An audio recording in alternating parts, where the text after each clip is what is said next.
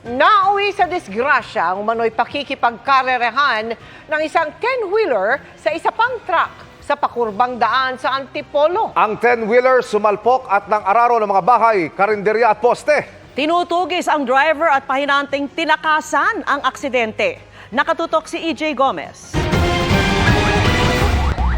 Sumalpok ang 10-wheeler na yan sa ilang bahay at karinderya sa barangay Mambugan, Antipolo City kahapon.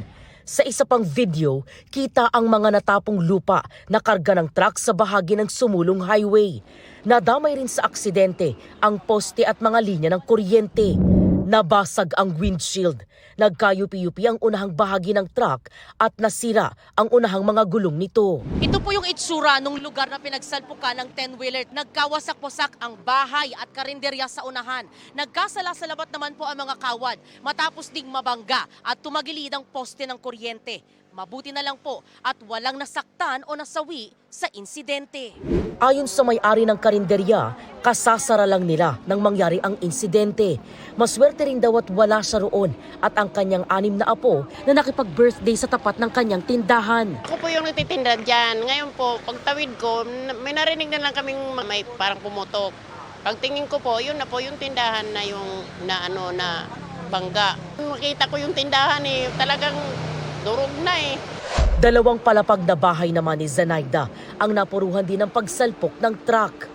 As in, durog po talaga yung yung bahay at yung truck ay talagang bumangga doon sa pinaka doon. Pag ganun kasi yung style ng niya Kung from there, tapos pag ganun siya, pa-slanting. Nakakalungkot tingnan yung bahay, di ba?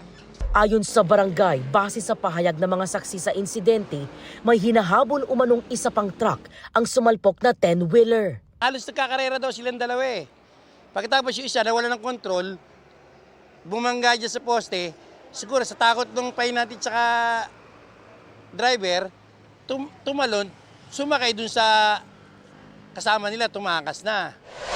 Pasado alas 10 kagabi nang humarap sa mga otoridad at mga apektadong residente ang ilang representative ng kumpanya ng naaksidenteng truck. Galing daw sa Pampanga ang truck at nag-deliver ng buhangin sa Maynila.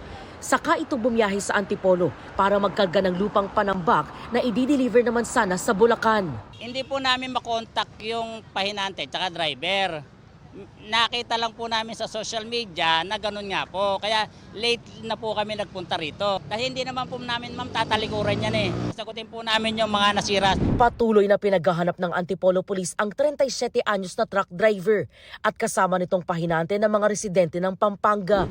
Hindi naman daw magsasampa ng reklamo ang mga apektadong residente basta't makipag-ugnayan daw sa kanila ang driver at ang pahinante.